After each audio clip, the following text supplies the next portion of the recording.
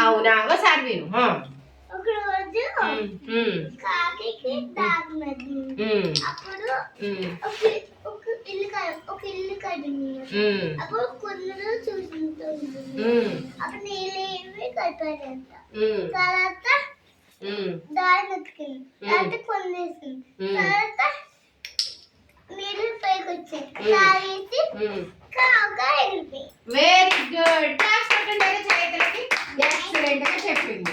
అలా వరుసలో పెట్టాలి. బాగా పెట్టావు. గుడ్.